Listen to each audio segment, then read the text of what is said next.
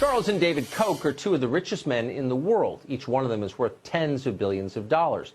Some of their money is inherited, much of it they made themselves.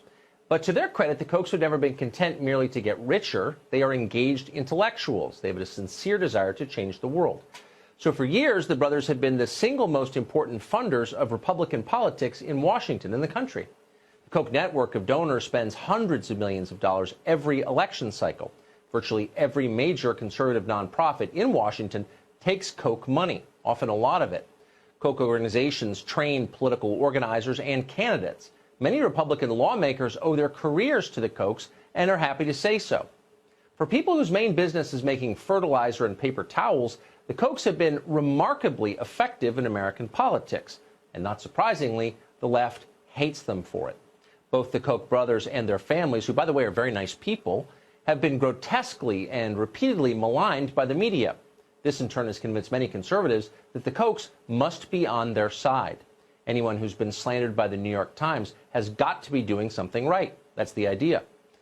It's not a bad standard, but in this case, in the case of the Kochs, conservatives might want to pause and rethink the relationship. As it turns out, the Kochs don't have much in common with conservatives. They are, in fact, totally opposed to most conservative policy goals. The Kochs are libertarian ideologues. They're passionate and inflexible about what they believe. America first?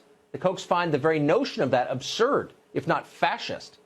An economic policy that seeks to strengthen families? The Kochs denounce that as, quote, crony capitalism or picking winners and losers. They think it's immoral, and they'll tell you so. Controlling our borders? The Kochs consider that racist. A few years ago, in fact, Bernie Sanders noted that the Koch brothers are far to the left of him on immigration. Open borders, quote, that's a Koch brothers proposal, Bernie Sanders said. And he was right. But in fact, it's more than a proposal. It's in effect what we have now in this country, open borders. And that's thanks in part to the Kochs. The overwhelming majority of Republicans want a secure border and less immigration. That's why they voted for Donald Trump.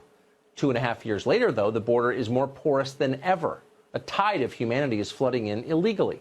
Republicans in Congress have done almost nothing to help with the situation. Why? Well, you can thank the Kochs for that. In 2018, Koch-backed organizations, the Freedom Network and Americans for Prosperity, pressured Republicans in Congress to use their limited post-election lame duck session to pass an amnesty for the so-called Dreamers. Going into this election, the 2020 race, amnesty remains the Kochs' top legislative priority. So if you're wondering why the Republican Party often seems completely out of sync with its own voters, this is why. And it's not just on immigration.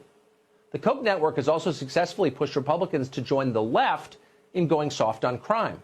The Kochs aggressively backed the First Step Act, which is currently allowing drug traffickers to leave prison early. They support the Sentencing Reform and Corrections Act that would cut required penalties for heroin and cocaine traffickers in half. Now, keep in mind, they're doing all of this in the middle of the deadliest drug epidemic in American history. The Kochs don't even bother to argue that these so-called reforms would help any law-abiding American in any way. They just believe it's the right thing, the libertarian thing to do. So they're pushing for it. On economics, meanwhile, you won't be surprised to learn that the Kochs hold views that bear no resemblance at all to what most Republican voters believe. The Kochs have pushed for cuts to Social Security and Medicare, for example. A vast majority of Americans are opposed to that. Most Republicans are opposed to that. Like almost everyone else, by the way, Republicans want lower drug prices. Drugs are expensive and getting more so. And yet the Kochs are working to kill a bill introduced by Senators Josh Hawley and Rick Scott that will prevent drug companies from charging Americans more than they charge the people of Canada or France. That seems like a fair idea to most people. The Kochs are preventing it from happening. Then the Kochs helped draft the 2017 tax cut. That turned out to be a far better deal for corporate America than it was for the American middle class. A majority of Republicans support capping interest rates on credit cards and payday loans. The Kochs think that idea is ridiculous. In fact, some years ago when David Koch ran for vice president as a libertarian, abolishing all usury laws was part of his platform. Now, there's nothing surprising about any of this or illegitimate. It's what many rich liberals believe. It's just not what most Republicans believe. And that's a problem, given that the Kochs are the single most powerful figures in the Republican Party. The Kochs don't seem interested in hearing you complain about that, or anything else, actually. Remarkably, they have now joined the left-wing campaign against free speech in America.